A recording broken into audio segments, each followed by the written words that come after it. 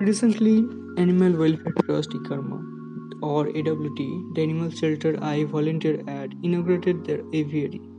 With the help of local police and the leadership of Purabidi, AWT had busted an illegal tropical birds breeding and smuggling group in December last year. After that, they decided to build an aviary to give the rescued birds more freedom than tiny cages. The project was finally completed this February, and watching the birds transition from living in tiny cages to a much larger one made me contemplate the concept of freedom. The birds in focus are Burgadigas, lovebirds, and cocktails.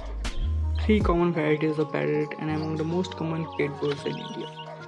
They are generally bred inside cages and most of them spend their entire life inside them. Studies show that living as pets inside cages for generations turned them quite inept at surviving on their own in the wild. So in this case, the cost of complete freedom is often a very short, miserable life of uncertainty. Now, they are a niche case, but even on the broader spectrum, freedom is quite expensive. It generally comes at the cost of losing certainty and dependence.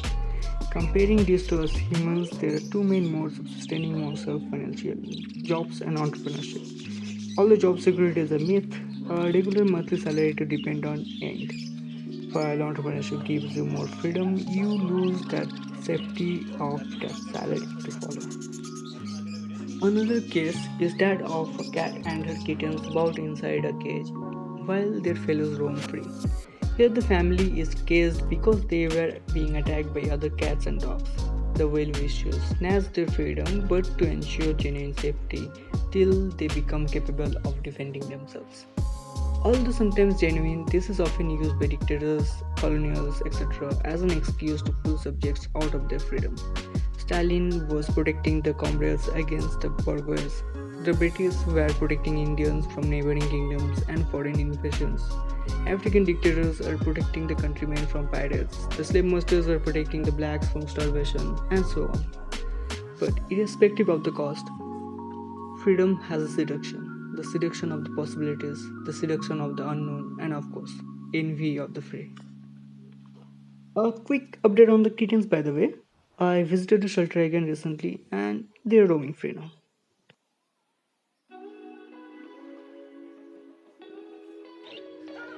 But what's stronger than the emotions of seduction, envy, and curiosity is the emotion of fear.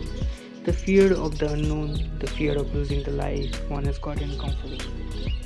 Hence, someone who is habituated with living under shackles is often found completely confused about what to do with the newfound freedom when given one. Even if it's something they have been craving for, birds living in a cage are often too afraid to accept it, too afraid to make the first flight out of the cage.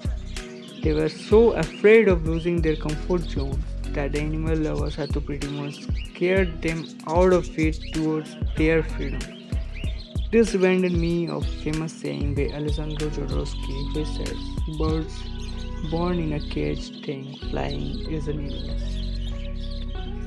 We see this everywhere in our quote-unquote civilized society. The first ones to object the demand or acceptance of some new form of liberty, no matter how basic of a right that is, are not the oppressors, but the ones who have grown too habituated with the oppression. It's because the oppressed often accept the oppression as their identity, and the fear of losing one's identity is one of the greatest fears a conscious being has. Then again, as the famous saying goes, fortune favors the brave. The one who makes the first move, taking the greatest risk, is often the one who benefits the most. The pioneers of new unexplored areas, the discoverers of new lands, the first are always celebrated the most and benefit the most. Trying to befriend the ones you are afraid will harm you, the ones you fear as your ill wishers, the one you are afraid of because they are stronger than you, does have the risk of your fears coming true, but the benefits are worth the risk. Freedom is a much better experience when shared by friends uplifting each other, not when surrounded by enemies, not when living under the constant fear of unforeseen attack. Another dilemma about freedom is how much freedom is too much freedom. Going by the teachings of Buddha, a balance is important. Balance between authority and freedom is important because just like too much authority can lead to a suppression of fundamental rights, freedom beyond a point can lead to anarchy, and both is bad for the society. Now, assuming we are aiming for the maximum freedom attainable without breaking the delicate balance, how much freedom is really attainable in the mortal world for us mortal beings? Even if we free ourselves from the shackles of a job, aren't we bounding ourselves to the needs of the business we are developing instead?